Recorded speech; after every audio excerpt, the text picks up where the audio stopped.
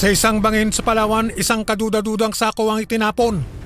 Pero pilit man itong itago, aalingasaw ang misteryo nito. Hapon nung 15 ng Marso taong 2022, pauwi ng isang mag-asawa sa sitio Mainit, Barangay Santa Lourdes, lungsod ng Puerto Princesa sa Palawan. Hinihingal ako eh. Sige, kaya muna tayo. Inom lang ako. Habang papunta sila ma'am, pauwi sa kanilang bahay, nagkataon ma'am na nagpahinga sila doon ma'am sa may creek. Nauho ka. Pero ilang sandali pang umagaw sa kanilang pansin ang masansang na amoy. Ano yun? Ang baho! Habang nagpapahinga sila, nakaamoy sila ng isang masangsang na amoy, kaya naisipan nila itong hanapin. Parang doon nang gagaling sa bangin yung amoy. Titignan ko nga. Tingnan natin. Nang silipin nila ang bangin, nagimbal sila sa kanilang nakita.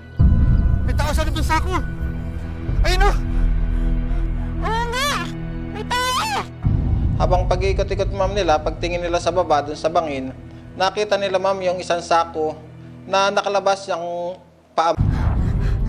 Tara, punta tayo sa barangay! Tara, sabihin natin sa barangay! Kaya agad silang tumawag ma'am ng barangay official upang ipabatid ma'am na may natagpuan silang patay. Nandun po yung tao! Ayun po! Nasa loob ng sako! Sino kaya yan, no? Kawawa naman. Mabilis itong ipinagbigay alam ng mga kawani ng Barangay Santa Lourdes sa Puerto Princesa Police Substation 2. Purok Mainit. Nasa bangin po, nasa sako po. Anong misteryo ang aalingasaw mula sa bangin? Isang sako na tila sa loob nito may lamang tao. Hello po sir. May bangkay po dito sa may Purok Mainit. Nasa bangin po. Nasa sako po. Nakareceive kami ng tawag ma'am nung March 15 ma'am mula sa Chief Tanod ng Barangay Santa Lourdes ma'am na ini-inform kami ma'am na may natagpuang patay. Nakalabas nga lang ma'am yung paa. Agad rumisponde ang Puerto Princesa Police sa naturang lugar. Pagdating dito, tuluyang nakumpirma na bangkay ang laman ng sako. Pagdating po natin doon sa area ma'am ng natagpuan ma'am, nakita ma'am natin yung bangkay ma'am na nakasilid sa loob ng isang sako. Nang buksan ng sako, tumambad sa mga otoridad ang bangkay ng isang lalaki. Bali, nung pagbukas ma'am nung sako, nakahubad itong biktima ma'am at nakashort na kulay itim lang. Sa pagsisiyasat ng mga pulis, nakita nila na may isang saksak sa kanang dibdib ang biktima. May sugat din ang likurang bahagi ng ulo ng lalaki. Sinyales na hinampas ito ng isang matigas na bagay. Sa pagtataya ng mga pulis, nasa edad 40 ang biktima. Sino ang lalaki sa loob ng sako at paano niya sinapit ang karumal-dumal na krimen? Ayon po sa postmortem, may tama po ito ng saksak sa kanang dibdib at may palo ng tubo sa batok. Sino kaya yan, no? Nung una, naging palaisipan sa mga otoridad, maging sa mga residente ang pagkakakilanlan ng biktima. Di ba ito yung construction worker na kasama sa gumawa ng bahay mo noon? Pero isang pulis ang nakakilala sa bangkay. Oo, natatandaan ko siya. Si Mang Leonito nga ito. Nakilala itong biktima sa pamamagitan ng isa naming pulis ma'am na nagresponde doon na ayon sa kanya, naging trabahador niya ito o karpintero ng kanyang bahay. Kinilala ang lalaki sa sako na si Leonito Ero, 48 taong gulang, residente ng Barangay San Miguel sa naturang lungsod. Ang biktima ay nakatira humigit kumulang 10 kilometro ang layo mula sa kung saan siya natakpuan. Agad namin pinapuntahan yung bahay ng biktima na ito nga ay matatagpuan sa Barangay San Manuel. Ipinagbigay alam ng Puerto Princesa City Police sa kanyang pamilya ang sinapit ng biktima. Sa Barangay San Manuel, nakausap ng mga pulis ang misis ni Leonito na si Gina. Sir, ano po yun? Kayo po ba yung pamilya ni Leonito Ero? Ano po? May nakitang katawan sa bangin. Nakasako po. Pwede po ba kayo sumama para ma-identify kung si Leonito yun? Huwag daw mabigla. Yan nga po ma'am, na nahulog daw sa bangin po. Hindi siya yun. Hindi siya yun. Hindi.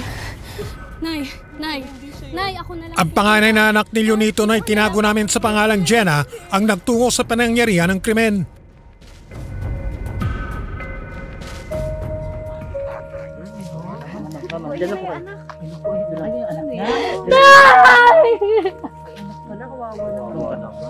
Ano nangyari sa'yo?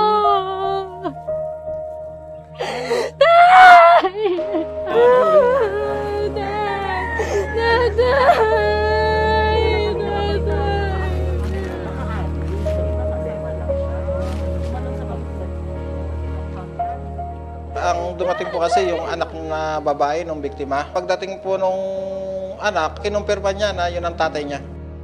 Positibong kinilala ni Jenna na ang natakpuang bangkay sa sako ay ang kanyang ama na si Leonito Ero. Samantala sa morgue na inabutan ni Gina ang kinakasama na si Leonito.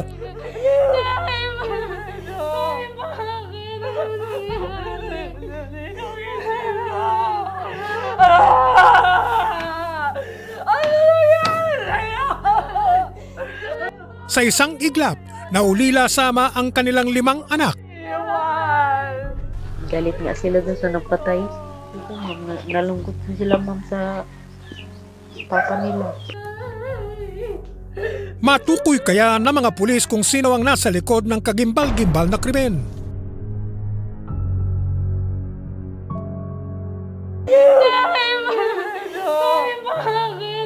Natakpuan ang kanyang katawan halos 10 metro ang layo mula sa kanilang tirahan.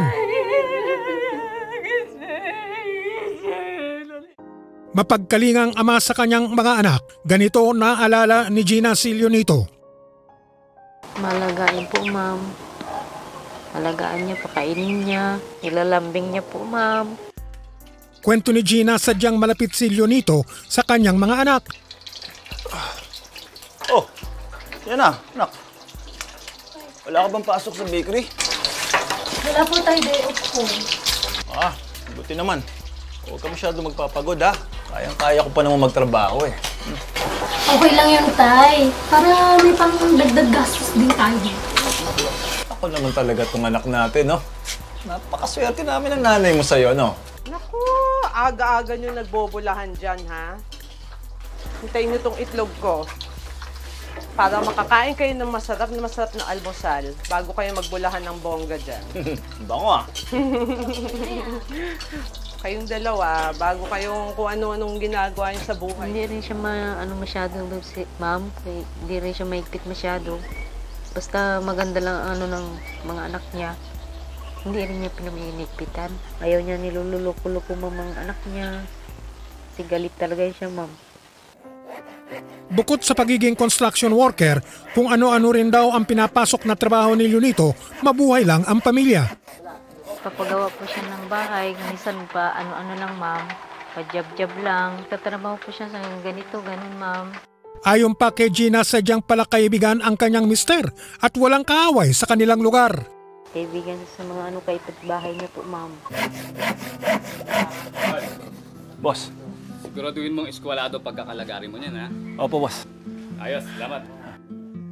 Madalas din daw puntahan at tawagin si Leonito ng mga kapitbahay so tuwing may pagagawa ang mga ito sa kanya. Mabait din siya, ma'am, sa trabaho niya kasi minsan nagpunta dito ang tinatrabaho niya, nagsundo na lang po siya, ma'am.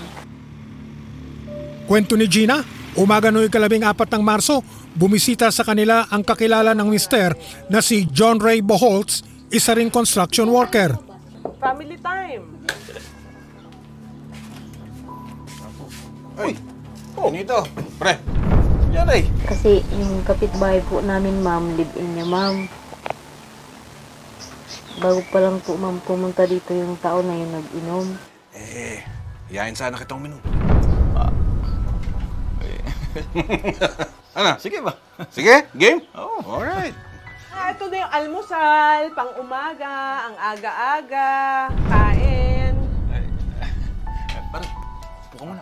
Sige. Dito sa bahay, ma'am, bigla lang dumating si John Ray, ma'am. Sabi mag-inom daw sila.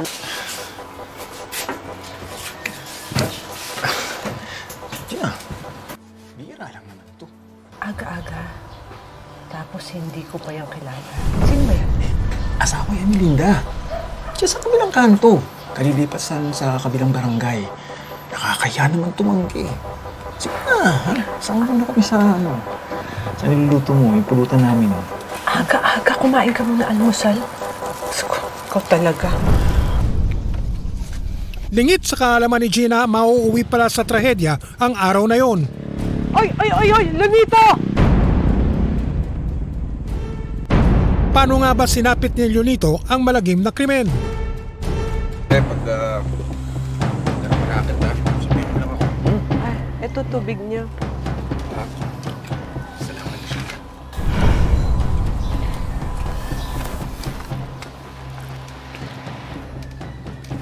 Pre, gusto mo lang ituloy natin sa bahay. Medyo parang nakakahiya kay commander mo eh. Sige, wala naman akong pasok bukas eh. Tara. Tara. Pero dakong alas 11 ng umaga, bigla na lamang daw umalis ang dalawa. Alas 11, umalis po sila, hindi nagpaalam. Pagkarinig ko na lang, ma'am, yung motor, nag-andar. Tawagin ko sana, ma'am. Wala na rin, mabilis na yung takbo ng motor. Oy! Lanito! Junito! Aga-aga naman eh!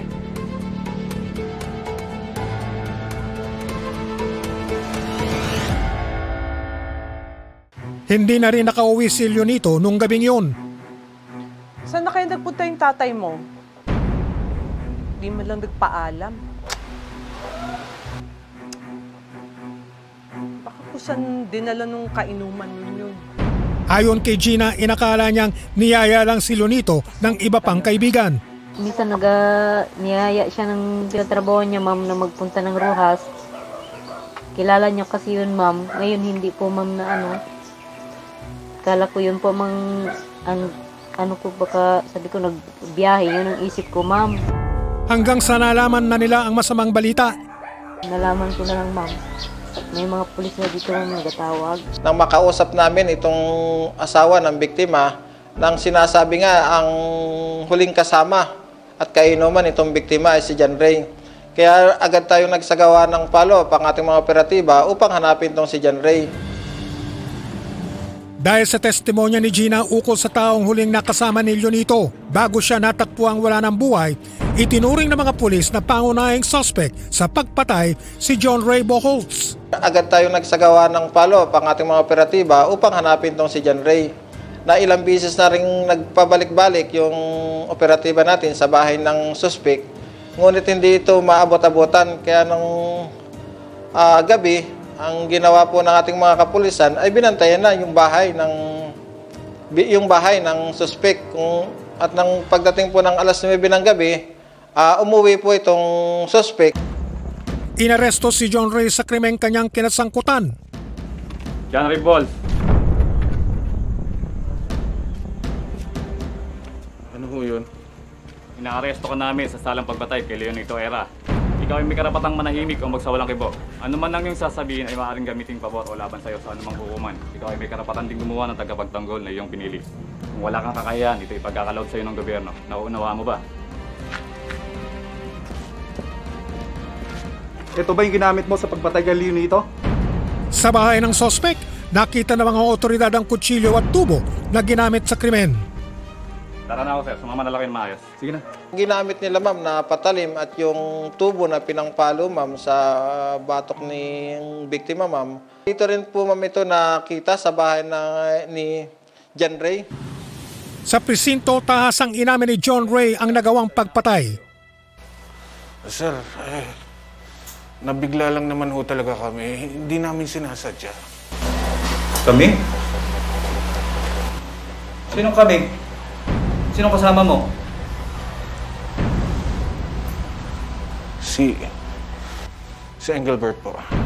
Nalaman na lang namin na may kasama siya nung maaresto na ng kapulisan at ito na nga po ang binabanggit niyang kasama ay itong kaibigan niya na si Engelbert na taga roon din sa barangay Santa Lourdes, Honda Bay. Sa isang follow-up operation, nadakip din ng mga pulis si Engelbert sa kanyang bahay sa Honda Bay. Pre, bakit to? Inaaresto ka namin sa salang pagpatay kay Leonito Ero. Teka sir, hindi ako pumatay doon. Sige na, pre. Wala Dali akong mo na yan. kasalanan. Tama na, pre. Sir, Pre, sige na. Sige na malaban. Tumayo ka na, tol. Sige na, lalayan ka na namin. Sige na. Sir, wala akong kasalanan, sir. At pagdating nga namin doon sa bahay ng Engelbert, naabutan pa namin to na nagiinuman kasama iba pa niyang mga kaibigan. Ano po bang nangyari? Sa presinto, muling nagkaharap ang magkaibigan. Bubugbugin na tong kaibigan ko. Siyempre, pagtatanggol ko. Sa tinatawag na extrajudicial confession, kapwa inamin ni na John Ray at Engelbert ang nagawa nilang krimen. Kusang loob ma'am nila na inamin to ma'am na lahat ma'am ng mga kwento, pangyayari ma'am, nakasaad doon ma'am sa kanilang judicial confession ma'am. Pre, isa ka na dito sa bahay ko Islam. Nakakabagot din sa bahay kasi. Ayon sa extrajudicial confession ni John Ray Bolts, lumalabas na dumiretso sila ni Leonito sa kanyang bahay sa barangay Santa Lourdes sa lungsod din ng Puerto Princesa at dito ay itinuloy ang inuman. Oh! Ngayon, pre. Engelbert, oh. Ba't ngayon ka lang? Halika, pasok! Ano nga pala? Leonito, ang bahay ko. Upo ka muna. Uy, mabul ka Oo. Dito nakasama nila si Engelbert na Elgas.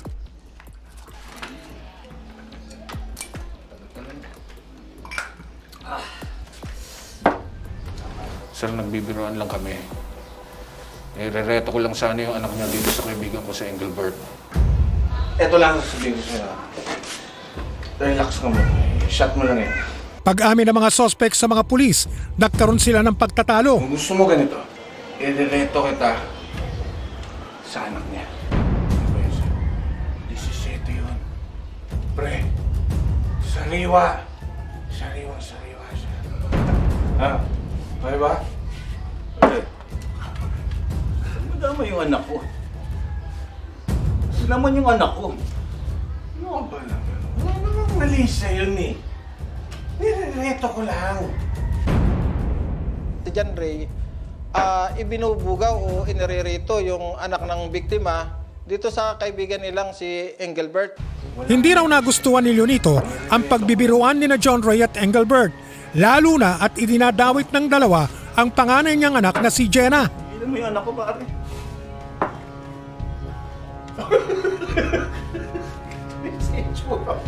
Ano naman problema? Binata tong bata ko. Anong problema?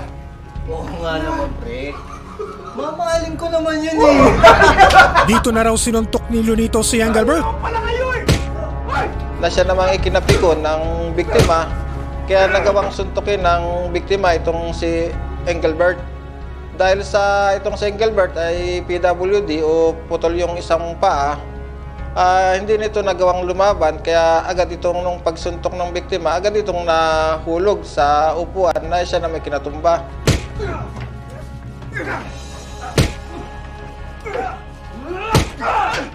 Tinulungan niya itong si Engelbert, nagawa namang paluin ng tubo sa batok ng 2 beses. Pero hindi pa nakontento si John Ray. Ayon sa mga pulis, kumuha ng kutsilyo ang suspect. Sasakay mo, bilis! Sasakay mo, bilis! Nung nawala na ng malay, itong si biktima, kumuha ng patalim itong si John Ray at ibinibigay kay Engelbert upang saksakin. Dahil nga sa hindi kayang gawin ni Engelbert at si John Ray na sumaksak sa kanya, sa biktima na si Leonito Ero. Isang saksak sa dibdib ang tinamo ng biktimang si Leonito na naging sanhi ng kanyang pagkamatay.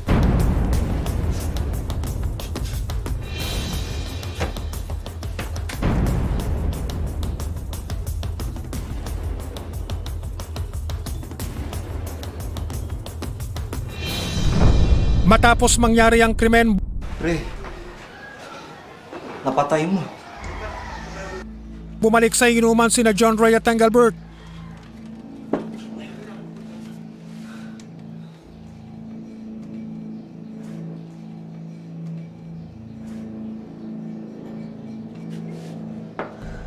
Nag-inom pa rin sila, pinagpatuloy pa rin nila yung kanilang pag-iinom. Sir, tinulungan ko lang naman siya magtayo ng sako eh. Tapos, nagtago ng bangkay. Pero hindi ako pumatay kay Leonito. Ilang sandali pa, nagpasya ang dalawa na itago ang katawan ng biktima sa pamamagitan ng pagsilid sa sako.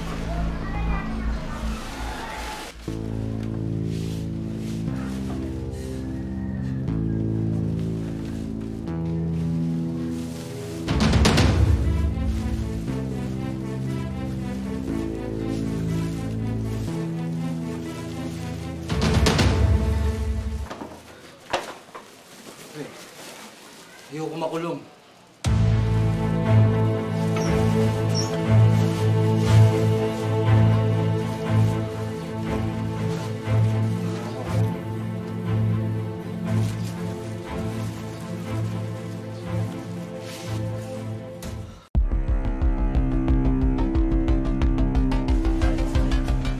Nang dumilim, sa kanila inilabas ang bangkay na nakasako at isinakay sa motorsiklo.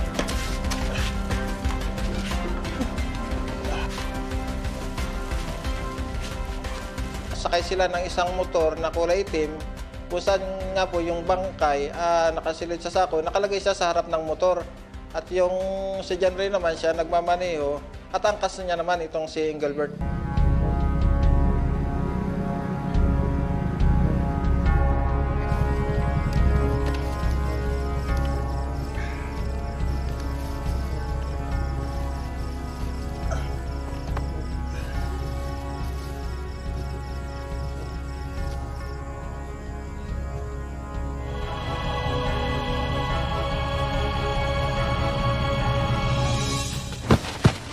Magkakasama sila na itinapon yung bangkay sa bangin. Sinampahan ng kasong murder sina John Ray Boholtz at Engelbert Naelgas at kasalukuyan silang nakapihit sa Puerto Princesa City Jail. Ang naging motibo lang ma'am, yung simpleng pag-aaway lang kung saan nga ma'am nirerito ni John Ray itong anak ng biktima dito kay Engelbert kung saan ma'am ikinapikon ng biktima. Naulila man niya ang pamilya, maaalala siya bilang isang ama na tumindig para sa kapakanan ng kanyang anak. Pagtanggol niya talaga yan, ma'am, kasi ayaw niyang ginaganyan yung anak niya. Sana, ma'am, huwag niya ipalabas yun, ma'am. Habang buhay. Ipaglalaban ang tama at bibigyan tinig ang mga biktima, kakampi sa paghahanap ng katarungan dahil ang mga salot ng lipunan, hindi natin tatantanan. Ako po si Mike Enriquez at ito ang Investigador.